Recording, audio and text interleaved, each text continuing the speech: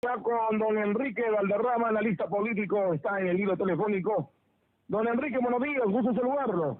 Muy buenos días, un gusto saludarlo y a través suyo a toda su audiencia en el Perú. Tu opinión sobre el resultado del último proceso electoral congresal, donde aparece naturalmente FREPAP y también el grupo de Antauro Humala con un pensamiento radical de Unión por el Perú. Y así se produjo este proceso electoral, nadie se lo esperaba, la presencia con mucha cantidad de congresistas en el caso del FREPAP. Tu comentario.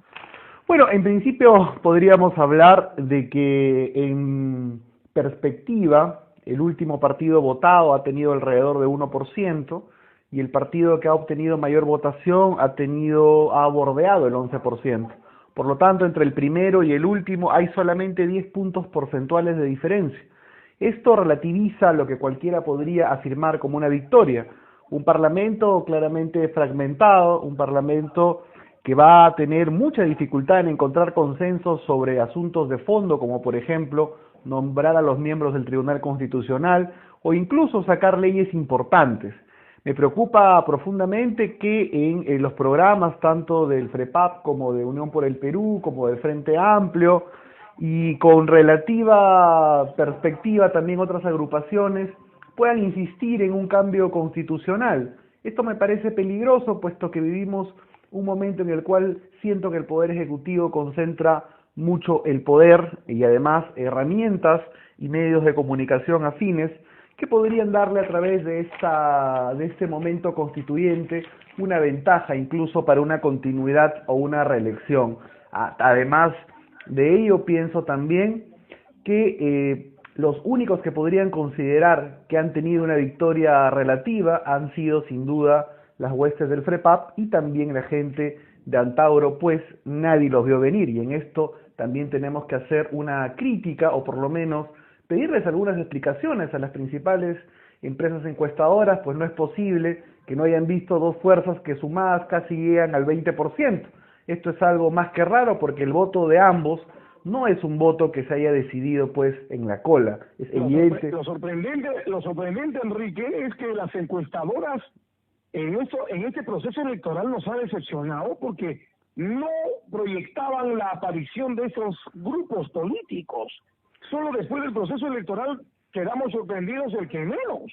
Pero hay un punto importante sobre lo que usted señala, porque ambos grupos no constituyen un voto que se haya decidido en la cola. Es claro que hay un trabajo político del FREPAP en Lima Provincias, por ejemplo, es claro que hay un trabajo político de Antauro en el sur del país, y eso es un voto que, como repito, sumado ha llegado casi el 20% y que las encuestas no registraron.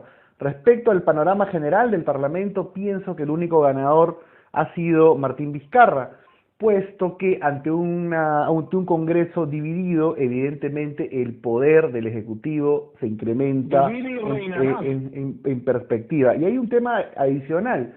Si a este asunto de la victoria de Vizcarra con un Parlamento tan fragmentado, tú le sumas dos asuntos. Primero, la sentencia del Tribunal Constitucional respecto a la demanda competencial que afirma que lo ocurrido el 30 de septiembre no fue un golpe de Estado. Eso significa que ahora este Congreso, de ponerse relativamente opositor, Vizcarra lo va a poder cerrar con cualquier excusa. Y segundo, si hay un solo consenso en este Parlamento, todo parece indicar que va a ser ingenuamente eliminar la inmunidad parlamentaria. Yo estoy completamente a favor de la lucha contra la corrupción, creo que debe ser la prioridad en una democracia, pero es claro que el sistema de justicia está influenciado por el Poder Ejecutivo. Parlamentarios sin inmunidad pueden ser presa de represalias con una fiscalía, un Poder Judicial que de alguna u otra manera responden una gran facción al gobierno. Hay que tener mucho cuidado con eso. ¿Quién va a fiscalizar sin inmunidad y con el sistema de justicia a favor del presidente?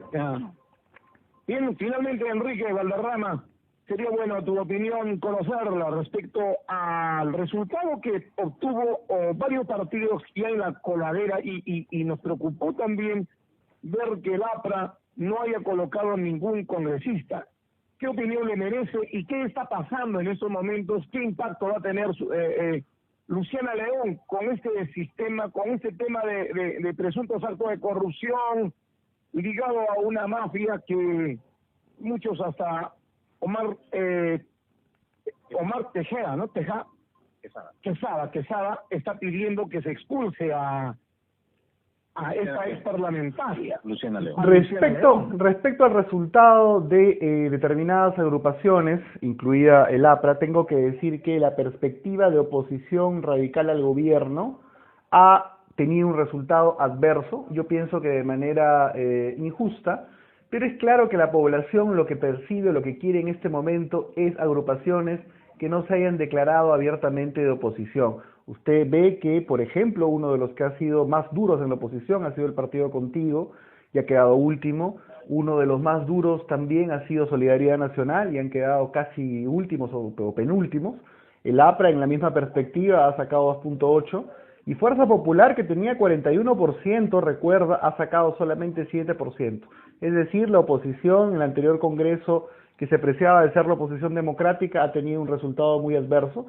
Y en el caso del APRA es un partido que tiene casi 100 años y que estoy seguro que, como otros partidos de perspectiva democrática social, va a encontrar la forma como renovarse y relanzarse. Yo pienso, como piensa, por ejemplo, para hablar en términos extra partido, por ejemplo, una persona que tiene muchos años en política, como Belmont, que ha dicho que evidentemente este no es el fin del APRA, para nada creo que es el fin del APRA. Yo creo que en el 2021, en el 2022 y en el 2026 definitivamente va a tener una voz en la política nacional. Vamos a ver cómo se desarrollan los acontecimientos, y yo creo que las responsabilidades pues son individuales y cada uno tendrá que asumirlas en ese sentido, y esperando que la justicia termine determinando pues cuáles son las responsabilidades en cada caso particular. Bien. Muchas gracias. 5 de la mañana con un inmenso abrazo. Muchas gracias. Muchas gracias. Sea la justicia quien determine la responsabilidad individualizada de cualquier